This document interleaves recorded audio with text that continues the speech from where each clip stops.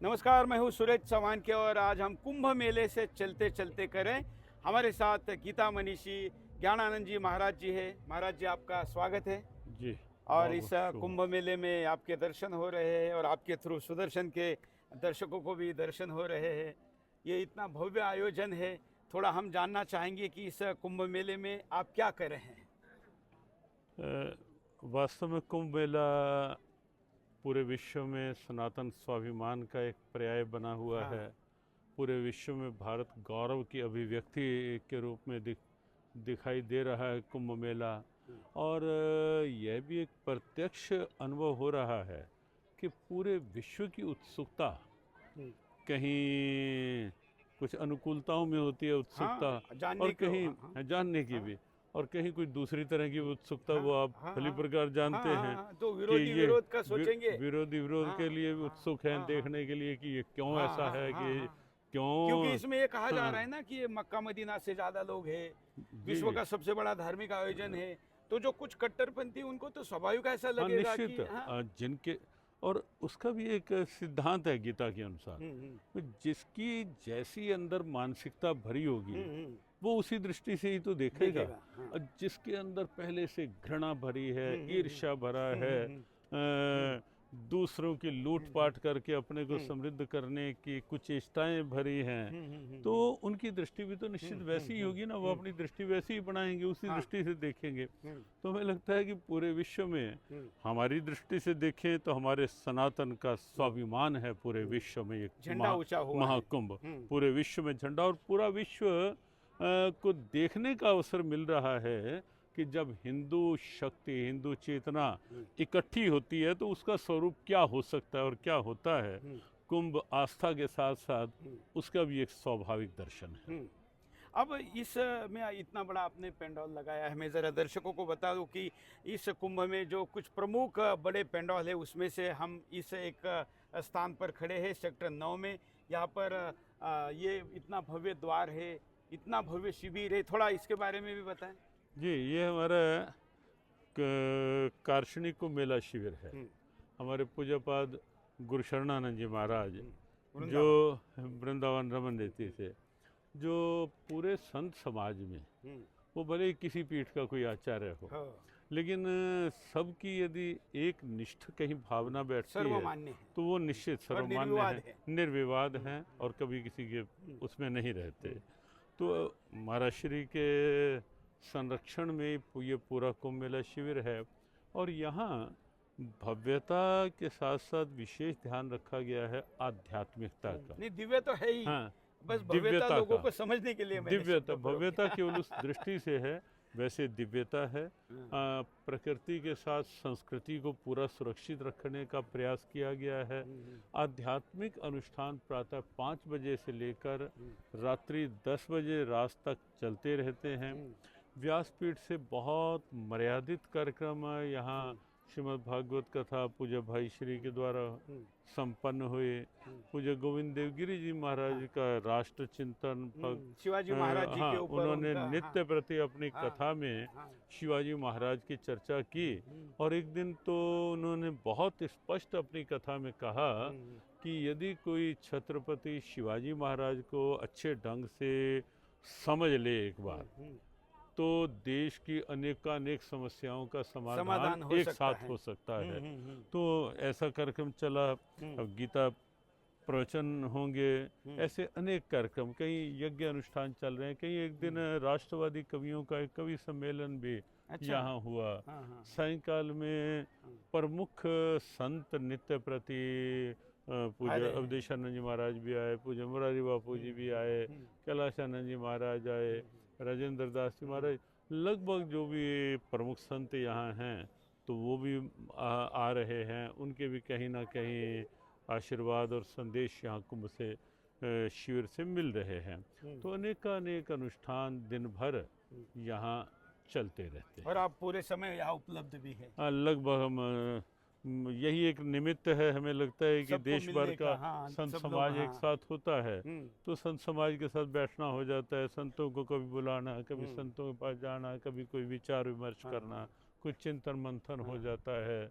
जैसे हमारी हिंदू धर्माचार्य सभा के लगभग सभी संत पूज्य परमात्मानंद जी महाराज, निर्मलानंद जी महाराज, माधव प्रियदास जी महाराज गुजरात से, वो सब संत भी यहाँ उपस्थित हुए। तो इस कुंभ को जैसे दिव्यता, भव्यता, इसकी आध्यात्मिकता, ये सारे बिंदु है ही, लेकिन हम मीडिया का एक ऐसा खुलकर तो विरोध नहीं कर सकते। जैसे राजनीतिक स्थिति है वैसे ही मीडिया की भी स्थिति, वो जानते हैं कि हिंदू इतनी संख्या में है कि खुल के अगर इसका क्रिटिसिज्म करेंगे तो फिर तो झेलना पड़ेगा।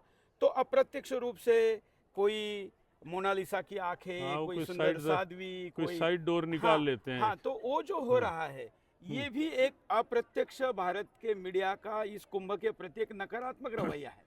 हाँ, बिल्कुल सुरेश जी, ये बात जो आपने कही है ये बहुत गंभीर विचारणीय है। आप देखेंगे कहीं किसी एक महिला को दिखाकर उसके अब बताओ, ये मीडिया में कहना कि सबसे सुंदर मंडलेश्वर एक महिला के लिए ये कौन सा औचित्य बैठता है। और कहीं संतों को भी यदि दिखाएंगे तो किसी एक आध कोई चिलम पीता हुआ मिल जाएगा, उस पर कैमरा लगा देंगे, या कोई इस ढंग का वातावरण वैसा। जबकि हमें लगता है कि मीडिया को दिखाना चाहिए कि अनेक त्यागी तपस्वी संत यहाँ उपस्थित हैं। अनेक संत ऐसे यहाँ कुंभ में इस समय उपस्थित हैं जिनके द्वारा यहाँ भी और जहाँ जहाँ से वो आए हैं वहाँ भी यदि उनके सेवा कार्य आप देखेंगे, उनकी एक व्यापकता, जन चेतना के अभियान उनके देखेंगे, यदि उनके सामाजिक सद्भावनाओं के अभियान यदि आप देखेंगे, कई संत ऐसे हैं जिनके धर्मांतरण रोकने के लिए उन्होंने इतने बड़े काम किए हैं, दिव्य काम किए हैं। लेकिन मीडिया ना तो ऐसे संतों का कोई साक्षात्कार लेने का प्रयास करेगा, ना उन संतों को कभी दिखाने का प्रयास करेगा।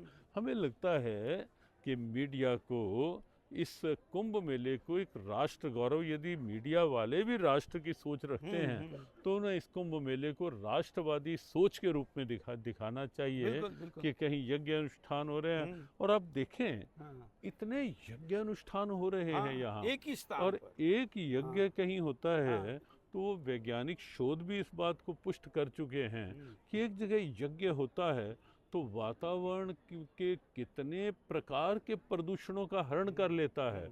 और जहाँ ये सब यज्ञ अनुष्ठान हो रहे हैं, वैदिक मंत्रों के साथ तो हो रहे हैं, सकारात्मक एनर्जी होगी। और हम एक बात और इसको लेके कहते हैं कि जो लोग, करोड़ों लोग आ रहे हैं, आप उन लोगों की मानसिकता तो देखो कि घर से जब चलते हैं उनके भावों में तीर्थ होता है, उनके भावों में संत दर्शन होता है, उनके भावों में कुंभ की आस्था होती है। वो कष्ट सह कर, असुविधाएं सह कर भी आ रहे हैं। तो एक एक व्यक्ति के भावों में जो आस्था रमी है उसका कोई मूल्य नहीं हो सकता। और जब करोड़ों लोगों का भाव, और ये भी विज्ञान सिद्ध कर चुका है कि अंदर के भाव का प्रभाव भी वातावरण पर पड़ता है, शब्द का प्रभाव भी वातावरण पर पड़ता है, तो करोड़ों लोगों के भावों की हमने भी शुद्धता, सुदर्शन पर दिखाया कि जब मंत्रोच्चार कोई सुनता है तो शरीर का कौन सा हार्मोन जागृत होता है, वो हार्मोन जागृत होने से क्या सकारात्मक प्रभाव पड़ता है। एक साथ सद शक्ति के साथ चलने भर से जो हो रहा है सभी लोगों का, उससे जो सकारात्मक एनर्जी होती है। मतलब ये भारत के मीडिया को इसका अध्ययन करके दुनिया के सामने एक दिव्य चीज रखने का अवसर है, और अभी भी बचा है। हम तो ये कहते हैं कि चलो जो गलती हो गई, कम से कम बचे हुए समय में वो गलती ना हो। अभी तो कुंभ का एक पक्ष, आज अमावस है, पूर्णिमा से अमावस तक एक पक्ष निकला है। अब अगली पूर्णिमा तक मुख्य कुंभ चलना है और वैसे शिवरात्रि तक चलना है। तो हमें लगता है कि आगे आने वाले 15 दिनों में भी मीडिया यदि मिल कर के एक सकारात्मक, रचनात्मक सोच लेकर के आगे बढ़ेगा तो हाँ, आज के समय में प्रबुद्ध समाज मीडिया को उसी रूप में देखना भी चाहता है। ठीक है, कुछ वर्ग ऐसा होता है जो मीडिया की केवल वही स्थितियां, मतलब कुछ तो प्रबुद्ध समाज चाहता है कि मीडिया को सकारात्मक और रचनात्मक सोच लेकर हम देखते हैं ना रिस्पॉन्स। हम जब से आए हैं सुदर्शन की टीम ये कोई चीज नहीं दिखा रही, केवल वही चीजें दिखा रही जिसका उल्लेख अभी आप कर रहे हैं, तो हमें जबरदस्त रिस्पॉन्स है। कुछ लोग डिमांड कर रहे हैं कि जैसे आपसे बात करने के लिए कहा या कुछ और लोगों से बात करने के लिए कहा, इस पहलू का उत्तर चाहिए, ऐसा लोग मांग रहे हैं, क्योंकि इसका परिणाम केवल यहाँ प्रयाग के परिसर में थोड़ी है, तो अमेरिका या विदेश में रहने वाले लोगों, जो सज्जन शक्ति है, धार्मिक लोग हैं, वो भी हाँ, वो आकर्षित हो रहे हैं। बिल्कुल हो हाँ। रहे हैं। और एक पक्ष सुरेश जी हम और बताना चाहेंगे हाँ।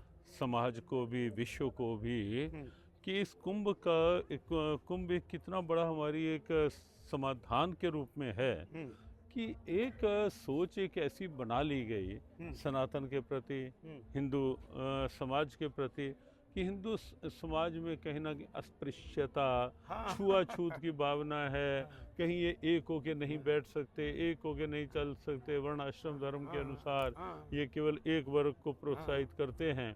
तो उन लोगों को कुंभ में आके देखना चाहिए कि हिंदू धर्म की सामाजिक समरसता क्या है। हाँ। कोई स्नान करते हुए किसी का आधार कार्ड नहीं देख रहा कि तुम किस जाति के हो। भंडारे खुले चल रहे हैं और सब लाइन में लगे खा रहे हैं, सत्संग में आके सब बैठ रहे हैं।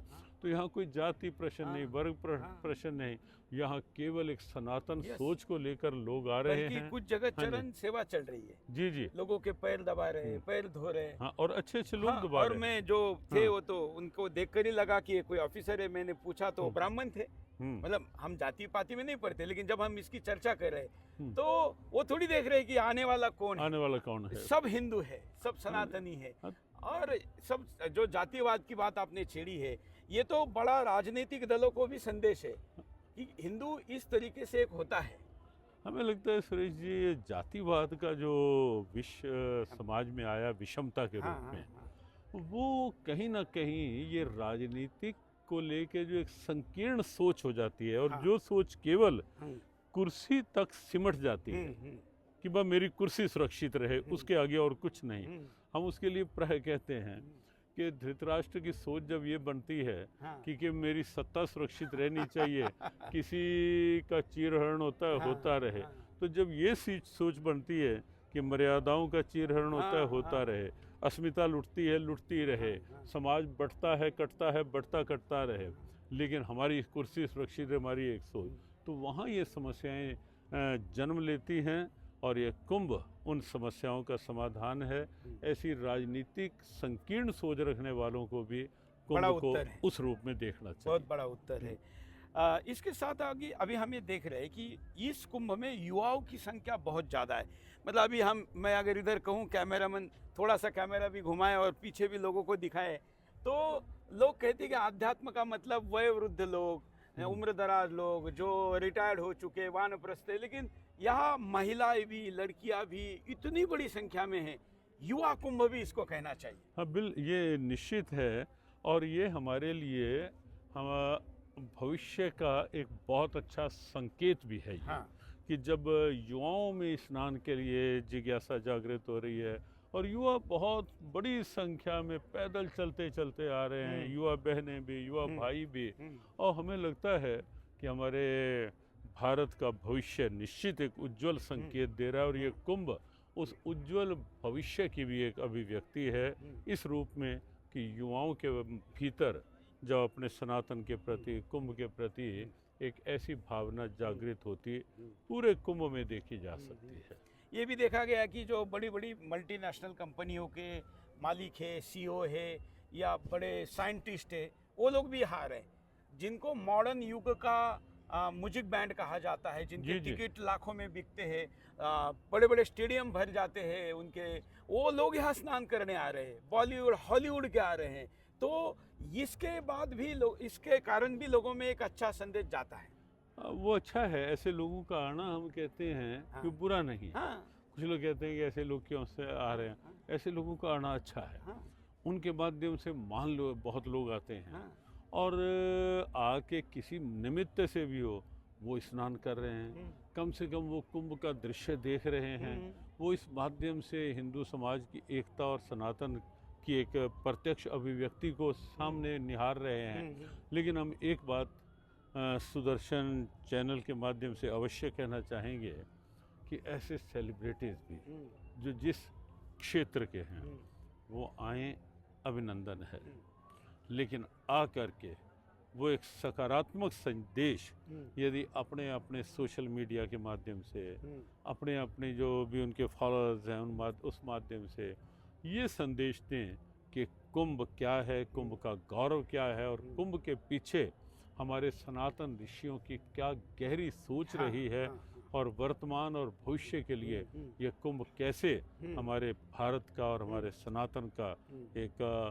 व्यापक इस ढंग का गौरव बन सकता है यदि सभी सेलिब्रिटीज, मीडिया सब साथ दें, तो हमें लगता है कि कुंभ पूरे विश्व में भारत की उस वसुधैव कुटुंबकम की स्थिति को प्रत्यक्ष सामने ला सकता है। बिल्कुल, और मजबूत कर सकता है। आपने सही कहा, कोई अपनी पब्लिसिटी के लिए ना आए, कुछ आया है तो अपनी क्या कन्विंस है ये भी बताया जाए।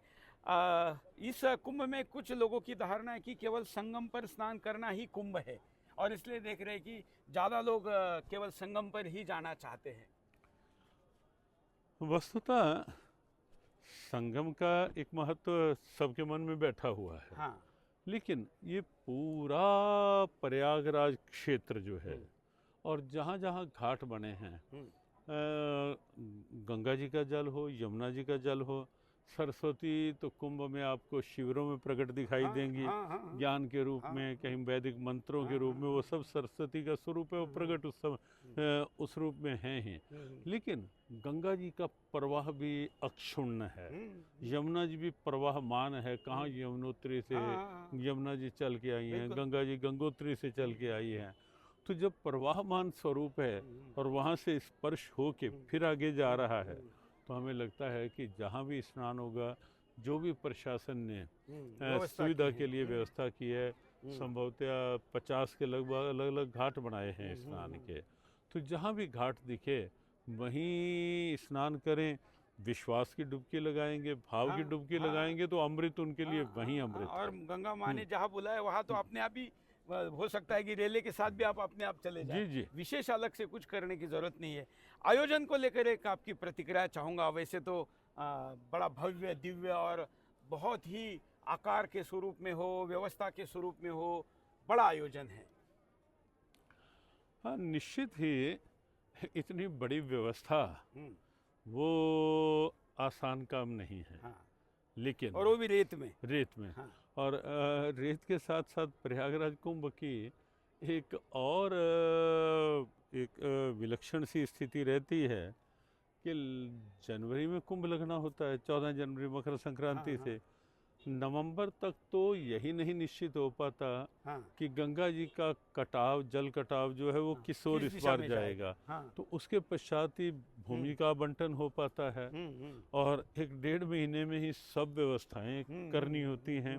लेकिन फिर भी जिस ढंग से एक व्यवस्थित कुंभ है, एक स्वच्छ कुंभ का दर्शन हमें हो रहा है, एक सद्भावना में कुंभ का दर्शन हमें हो रहा है, देश भर के संत आए हुए हैं, अखाड़े अपना स्नान कर रहे हैं। 100% कहीं भी नहीं कहा जा सकता। एक छोटी भी व्यवस्था, किसी के घर की भी कोई फंक्शन होता है, पुराने की तुलना करें तो 200% से ज़्यादा है। बहुत ही अच्छा है।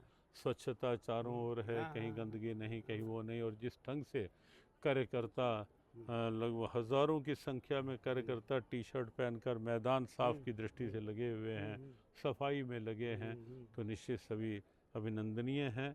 प्रशासन जिस ढंग से साथ दे रहा है, उत्तर प्रदेश सरकार ने, हमारे मुख्यमंत्री आदरणीय योगी जी ने जिस संकल्प के साथ इस कुंभ को व्यापक रूप देने का भाव बनाया और वो दिखाई दे रहा है, उसके लिए हमारी बहुत बहुत शुभकामना। अंतिम प्रश्न गीता पर लेते हैं, क्योंकि आप हो और गीता का विषय ना हो, ऐसा हो नहीं सकता।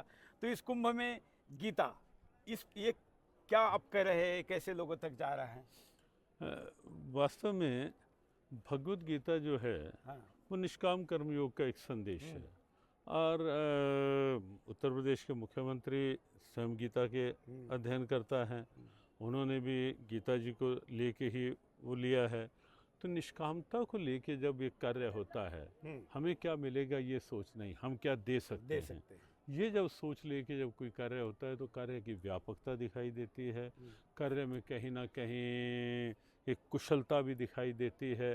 तो भगवत गीता को व्यापक रूप देने के लिए यहाँ से कई आह्वान भी हो रहे हैं, और यहाँ भी इस शिविर में भी कुछ दिनों के लिए गीता का संदेश गुंजारित होगा और उस माध्यम से कुंभ में ये आह्वान करने का प्रयास किया जाएगा कि भगवत गीता एक ऐसा ग्रंथ है जो राष्ट्र की चेतना को उसी ढंग से एकाकारिता का रूप दे सकता है जैसे माला के अनेक मनकों में एक सूत्र होता है और वो सूत्र मनकों को बिखरने नहीं देता इधर उधर, वो सूत्र मनकों को एक माला बना देता है।